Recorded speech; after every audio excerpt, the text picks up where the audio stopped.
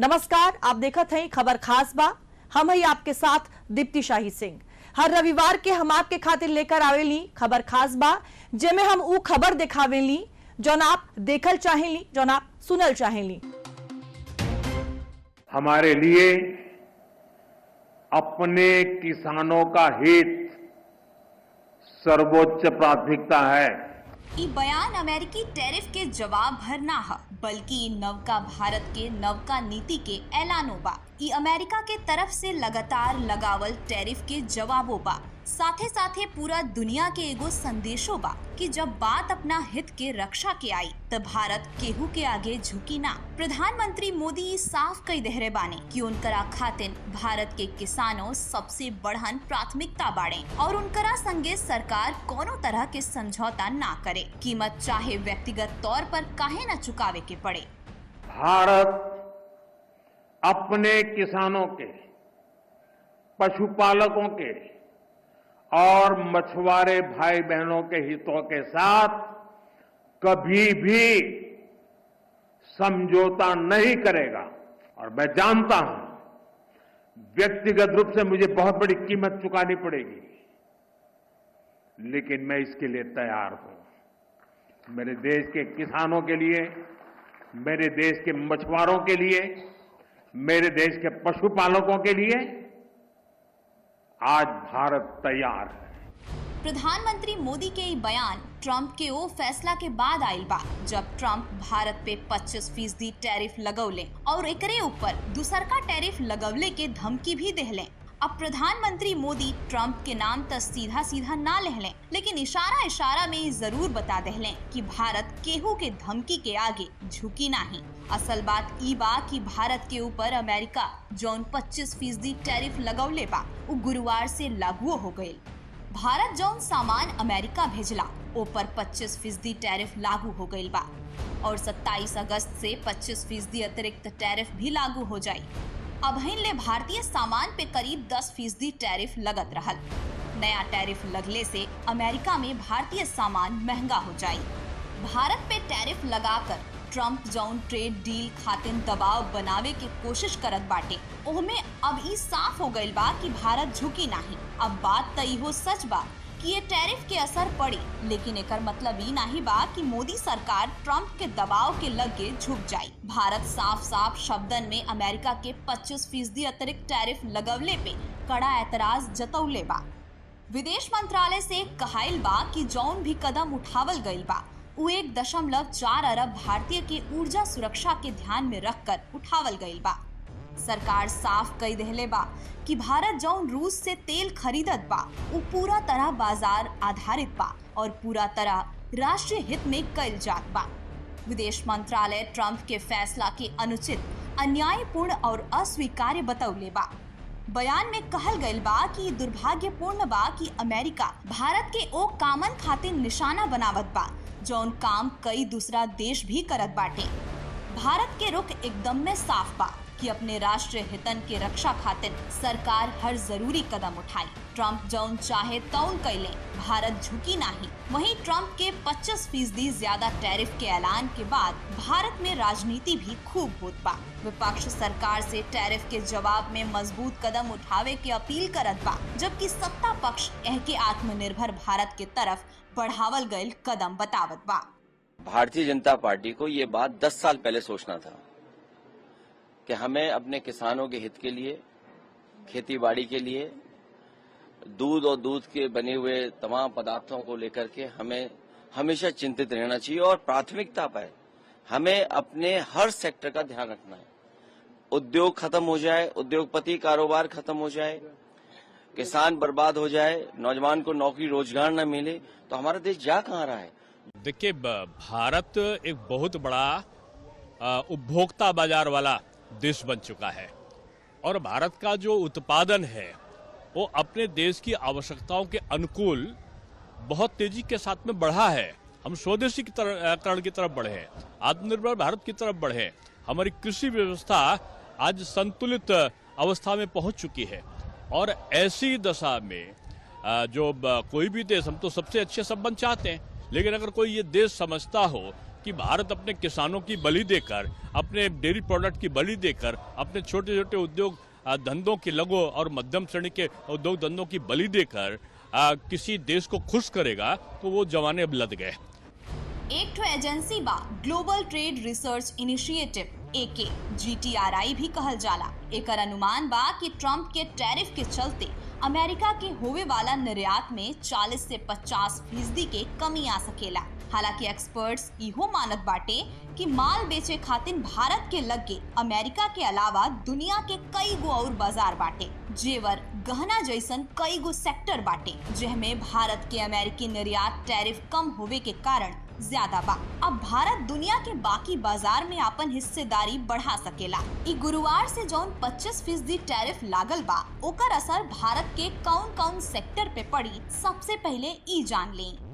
Engineering वाला सामान पे मार्च 2025 ले सिर्फ 5% टैरिफ रहल, अभी बढ़ के 30% हो गईल बा। यही तरह बिजली के सामान पे ए साल मार्च ले 0.41% टैरिफ रहल, एह पे अबहिन छूट बा। यही तरह दवाई या फार्मा सेक्टर में मार्च ले कौनो टैरिफ ना रहल, एहू पे अबहिन छूट बा। अब रत्न और गहना जेवर पे मार्च ले 6% टैरिफ रहल, जौन अब बढ़कर 31% हो गईल बा। कपड़ा यानी टेक्सटाइल के बात करी तो यह पर 10% से बढ़कर टैरिफ 35% हो गईल बा।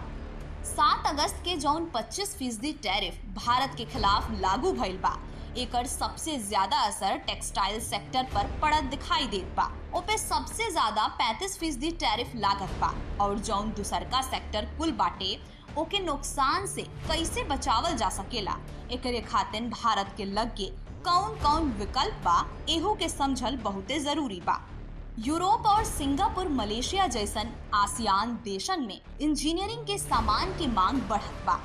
भारत ए बाजारन में आपन हिस्सेदारी बढ़ा सकेला।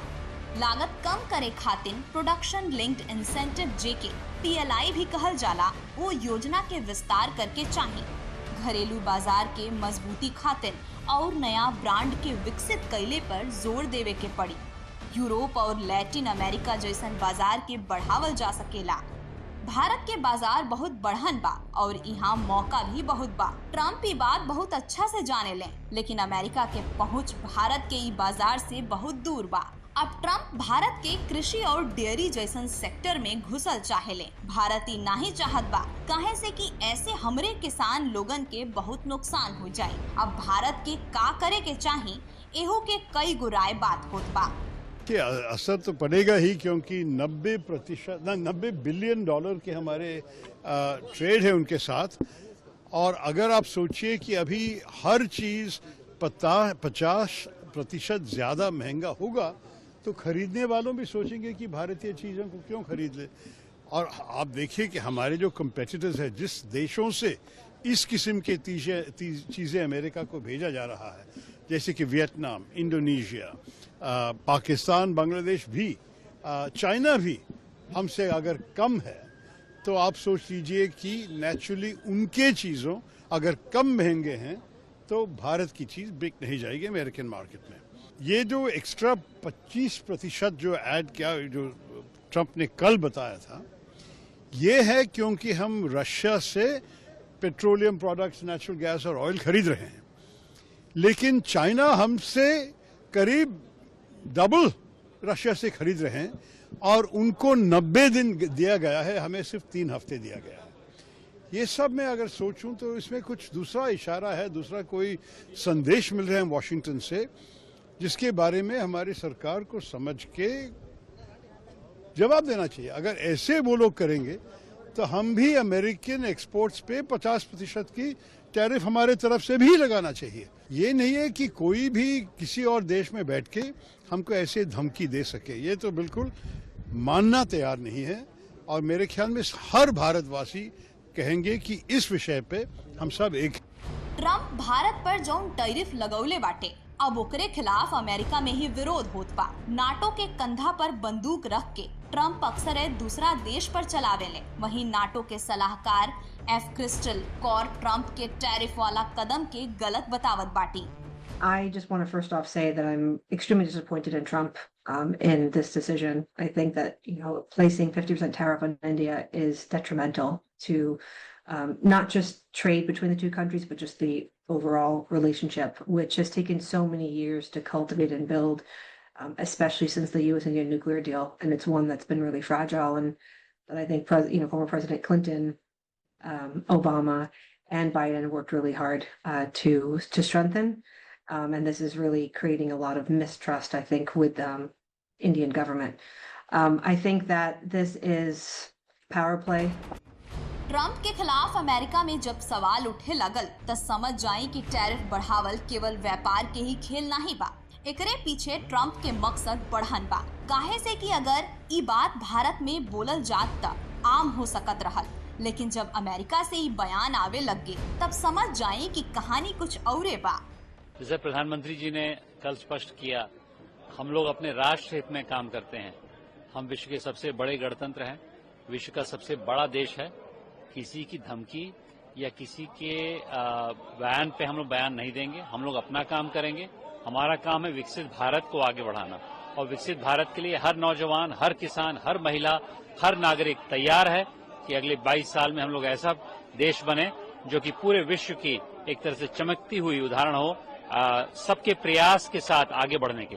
ट्रंप के एक तरफा फैसला ने दुनिया के एकजुट कई देहले बा। अब ट्रंप टैरिफ के जौन तीर चलौले बाटे ऊपर हाय तौबा मचल बा, काहे से कि हर देश आशंका में बा। ट्रंप मनमर्जी से टैरिफ लगावत बाटे, केहू पे 25% त केहू पे 50 त केहू पे 100% टैरिफ लगवले के धमकी। लेकिन ऐ सब के बीच में सबसे बढ़न और अच्छा खबर ई बा कि ट्रंप के फैसला के लेकर पूरा दुनिया एकजुट हो गई बा। दुनिया के छोटकनू देश सुपर पावर अमेरिका के खिलाफ सीना तान के खड़ा हो गई बाटे और कहत बाटे कि टैरिफ के जवाब टैरिफे से देवल जाई, नहीं तो अमेरिका से व्यापार ना हुई। I think it's shocking, really, that President Trump would levy an additional 25% tariffs on India for importing Russian oil, yet do nothing on China. India is a strategic partner of the United States.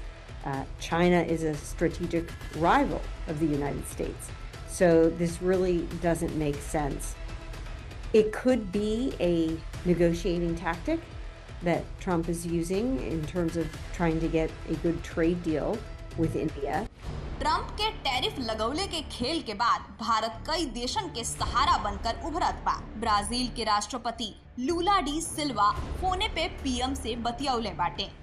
PM Modi और Brazil के राष्ट्रपति के बीच व्यापार, प्रौद्योगिकी, ऊर्जा, रक्षा, कृषि और स्वास्थ्य पे चर्चा भइल।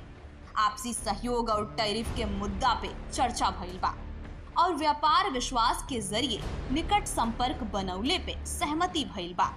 ब्राजील के राष्ट्रपति से बतियौले के बाद प्रधानमंत्री मोदी सोशल मीडिया पे एगो पोस्ट करके कहले कि राष्ट्रपति लूला से अच्छा बातचीत भई। ब्राजील के हमार यात्रा के यादगार बनावे खातिर उनकर धन्यवाद। हम व्यापार, ऊर्जा, तकनीक, रक्षा, स्वास्थ्य आदि क्षेत्र में अपन रणनीतिक साझेदारी के और गहरा करे खातिर प्रतिबद्ध बाटी। वैश्विक दक्षिण के देशन के बीच एगो मजबूत जन केंद्रित साझेदारी से सभी के लाभ होत बा। ई भारत पर दुनिया के भरोसा का मुहर बा। ट्रंप के टैरिफ बढ़ौले से नाराज वो देशन की आवाज बा। ब्राजील के राष्ट्रपति लूला डी सिल्वा भी सार्वजनिक मंच से कहले रहले कि हम ट्रंप से काहे बात करब, अगर हम में बात करे के बा तो हम प्रधानमंत्री मोदी से करब। और ई भई आपो सुनी ब्राजील के राष्ट्रपति का कहले। Eu respeito, eu não vou ligar pro Trump para conversar não, porque ele não quer falar. Mas pode ficar certo, Marina. Eu vou ligar pro Trump para convidá-lo para vir para a COP, porque eu quero saber o que ele pensa da questão climática. Vou ter a gentileza de ligar. Vou ligar para ele, vou ligar pro Xi Jinping, vou ligar pro primeiro-ministro Modi, vou ligar. Eu não vou ligar pro Putin, porque o Putin não está podendo viajar. Mas vou ligar para muitos presidentes, eu quero ver. Trump के tariff वाले मनमाना रवैये के चलते PM Modi बढ़न cabinet बैठकों कैले ताकि एगो मसौदा तैयार हो सके कि भारत ट्रंप के ए रवैया से कैसे निपटी। भारत आज दुनिया के सबसे बढ़न बाजार बा, उत्पादन में बढ़न बा, दुनिया के बढ़न आर्थिक शक्ति बा अब ऐसा में केहू भारत के नाराज नहीं करल चाहिए। एक देश जो हमारे नजदीकी रिश्ता से चल रहे थे, जो मैं कहूँ एक स्ट्रेटेजिक पार्टनरशिप के बुनियाद पे हम काम कर रहे थे और हमारे दूसरे पॉलिसीज पे भी असर पड़ता था इससे, अगर उस देश उनके एटीट्यूड को बदल लिए तो भारत को बहुत सारी चीजें सोचना पड़ेगा।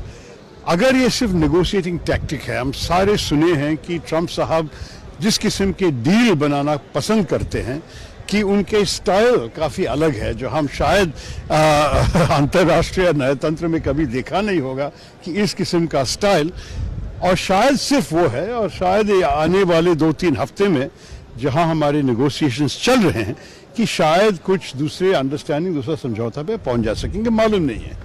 ट्रंप के टैरिफ लगातार बढ़त जात बा। भारत पे 50% टैरिफ लगौले बाटे। 25% 7 अगस्त से लागू हो गईल बा, जबकि अगला 25% 27 अगस्त से लागू हुई। इस टैरिफ के लागू होने के बाद भारत के निर्यातक खासकर छोटा और मध्यम उद्योग वाला प्रभावित हो सकेले, लेकिन टैरिफ से निपटे खातिर भारत के लगे कूटनीतिक तरीकों मौजूद बा। भारत केहू के दबाव के आगे झुके वाला नहीं बा। विदेश मंत्रालय साफ कह देले बा कि व्यापार बराबरी के रिश्ता पर चल पाई। India and the United States share a comprehensive global strategic partnership anchored in shared interests, democratic values, and robust people-to-people ties. This partnership has weathered several transitions and challenges. We remain focused on the substantive agenda that the two countries have committed to and are confident that the relationship will continue to move forward. Trump के tariff के असर कुछ ज्यादा तो नहीं पड़ी, लेकिन कुछ सेक्टर बाटे जहां असर ठीक ठाक पड़ी। व्यापार प्रभावित हुई, लेकिन ओकरे असर के कम करे खातिर भारत लगातार काम करत बा। उत्पाद अमेरिकी बाजार में महंगा हुई। भारतीय निर्यातक के अमेरिका में सामान बेचल मुश्किल हुई। अनुमानित 86 अरब डॉलर निर्यात पर असर पड़ी। देश के व्यापार घट बढ़ सकेला। जब निर्यात कम हुई तो डॉलर के प्रवाह कम हुई। जवाबी टैरिफ में आयातित सामान महंगा हो जाए। जैसे इलेक्ट्रॉनिक सामान पर टैरिफ लागी तो वो महंगा। आईटी पेशेवर खातिर थोड़ा मुश्किल हुई। आईटी कंपनी पर सीधा प्रभाव पड़ी। शेयर मार्केट में अनिश्चितता हुई। शेयर बाजार में गिरावट आई। भारत के लगे कई ऐसन विकल्प मौजूद बाटे जिनमें भारत टैरिफ के मार के कम कर सकेला। जैसे भारत और अमेरिका के बीच जौन व्यापार बा ओकर असर जमीन पे ना दिखी और जौन व्यापार बा वो चलत रहे। कुछ विकल्प पे नजर डाली। पहला विकल्प त ई बा कि 21 दिन के मोहलत मिलल बा। रणनीतिक और कूटनीतिक के साथे साथे आर्थिको विकल्प बा कि 21 दिन में बातचीत से रास्ता निकले। दूसर का विकल्प ई बा कि कूटनीतिक वार्ता हो सकेला। भारत रूसी तेल कम कई के सऊदी अरब, यूएई और नाइजीरिया से तेल खरीदे। तीसर का विकल्प ई बा कि WTO में भारत मुद्दा उठा दे। टैरिफ मोस्ट फेवर्ड नेशन के उल्लंघन बा। चौथा विकल्प में भारत रूस से बतिया सकेला। तेल आयात खातिर दूसरा क्षेत्रों तलाश सकेला। पांचवा विकल्प ई बा कि ट्रंप के टैरिफ के जवाब में भारत भी टैरिफ बढ़ा दे। कृषि उत्पाद, दवाई के क्षेत्र में जवाबी टैरिफ लगावे। 2019 में भारत अमेरिकी बादाम, सेब, स्टील पे टैरिफ लगा चुकल बा। भारत के लगे आज विकल्प के कमी नहीं बा, लेकिन सवाल ई बा कि टैरिफ वॉर से केहू के भला नहीं हुई और ये बात ट्रंप के समझे के पड़ी। सबसे दुई मुंह बात ई बा कि अमेरिका जैसे रूस से तेल खरीदले के लेकर भारत पे टैरिफ लगावत बा, वही रूस के साथे वो खुद यूरेनियम, रसायन और उर्वरक आयात करेला। लेकिन जब ट्रंप से ए बात पे सवाल भइल तो उनकर जवाब अजीबो गरीबे रहल। India says that the US imports Russian uranium, chemicals, fertilizers, while criticizing their energy imports. Your response to that, sir? I don't know anything about it. I'd have to check, but we'll get back to you on that. Yeah, please. सियासत से लेकर व्यापार तक, वैश्विक कूटनीति से लेकर देश की अर्थव्यवस्था तक, ट्रंप के बयान के मतलब का बा ये खुद ट्रंप के नहीं पता बा। राजनीति में मतभेद होला, लेकिन जब यह राजनीति कौनो देश के राष्ट्रपति पे सवाल करे लगे तब वो देश के स्टैंड लेवे के मजबूरी हो जाला। ट्रंप के टैरिफ एक्शन के करारा जवाब भारत मंगलवार के दहलस, लेकिन जब उहे जवाब अमेरिकी पत्रकार ट्रंप से दोहरैले तो उनकर आवाज गायब हो गई। India says that the US imports Russian uranium, chemicals, fertilizers while criticizing their energy imports. Your response to that, sir? I don't know anything about it. I'd have to check, but we'll get back to you on that. Yeah, please.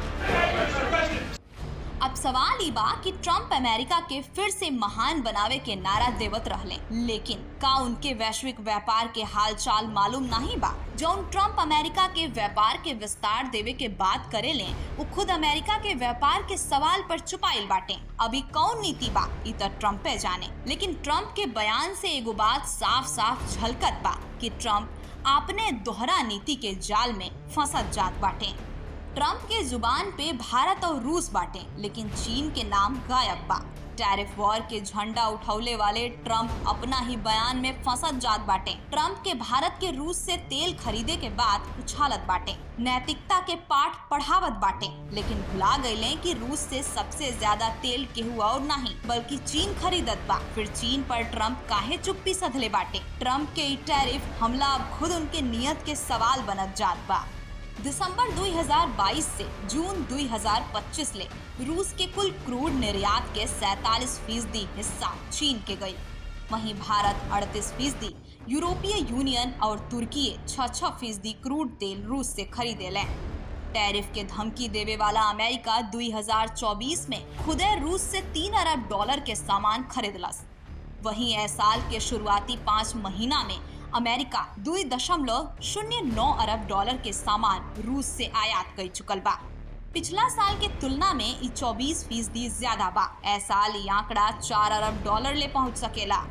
असल में Trump के tariff war के सबसे दोहरा बात ई बा कि अमेरिका रूस से व्यापार के खिलाफत करत बा, जबकि वो खुदे रूस के तेल इस्तेमाल करेला। भारत रूस से सस्ता कच्चा तेल खरीद के ओके रिफाइन करेला और फिर उहे तेल कई बार अमेरिका जैसन देशन में जाला। यानी जे के अमेरिका समस्या बतावत बा, वो दरअसल वैश्विक बाजार के हकीकत बा। इंडिया ने हमेशा जो हमारे लॉन्ग टर्म ट्रेडिंग पार्टनर है रशिया, उनके साथ जो ऑयल एग्रीमेंट जो है उस हिसाब से इंडिया कर रहा है। और इंडिया सिर्फ रशिया से नहीं बल्कि और भी देशों से ऑयल ले रहा है। तो हमारा इसमें बड़ा साफ है कि जो बिकॉज इंडिया आज एक स्टेबलाइजिंग फोर्स है अगर आप दुनिया में देखें, और we believe in rule based world economic order. तो उस हिसाब से जो भी इंडिया ने स्टांस लिया है, और ये बहुत ही क्लैरिटी है हमारे स्टांस। रूस भी अमेरिका के रुख से नाराज बा। ओकर आरोप बा कि दुनिया में आपन दबदबा बनावे रखे खातिर अमेरिका विकासशील देशन के खिलाफ नव उपनिवेशवादी नीति अपनावत बा। अहमे ताकतवर देश विकासशील देशन पर सीधा कब्जा नहीं करेले, बल्कि उन पे आर्थिक, राजनीतिक या सैन्य दबाव डाल के अपने मन मुताबिक काम निकाले ले। रूस के कहल बाकी अमेरिका जानबूझकर ऐसन देशन पे आर्थिक दबाव डालत बा जौन अंतर्राष्ट्रीय मंच पे अमेरिका के बतौले राही पे नहीं चलत बाटे। भारत के दूसरे देशन के संगे व्यापारिक साझेदारी के देखी। साल 2023-24 में भारत के साथे व्यापार करे वाले 5 बड़े देश के बात करी तो सबसे ऊपर चीन बा, जिकरे साथे कुल $118 अरब के व्यापार होला, जिसमें भारत के एक्सपोर्ट $16 अरब और घाटा $25 अरब के बा। वहीं अमेरिका के साथे $118 अरब के व्यापार पे, जिसमें एक्सपोर्ट $77 अरब के बा और भारत खातिर फायदा $36 अरब के बा। यूएई के साथे कुल $83 अरब के व्यापार बा, जिसमें एक्सपोर्ट और इंपोर्ट के देखी तब $12 अरब के घाटा बा। रूस के संगे कुल $65 अरब के व्यापार बा। एक्सपोर्ट इंपोर्ट के देखी तो $57 अरब के व्यापार घाटा बा। रूस से तेल खरीद के लेकर भारत पे जौन दबाव बनावे की कोशिश होत बा, ओमे मामला सिर्फ ऊर्जा के नहीं बा बल्कि भू राजनीतिक शक्ति संतुलनों के हिस्सा बा। भारत अब हर क्षेत्र में निर्णायक भूमिका में बा और ये बात अमेरिका के रास नहीं आवत बा। भारत एक बार फिर से दुनिया के बता देहले बा कि जब सवाल देश हित के होई तो उ केहू के परवाह नहीं करेला। तेल होखे, तकनीक होखे या फिर ट्रेड होखे, भारत अब हर मुद्दा पे आपन नीति खुद तय करेले। आज के खबर खास बा में बस इतना ही। देश और दुनिया के बाकी खबर खाती आप देखत रही दूरदर्शन उत्तर प्रदेश।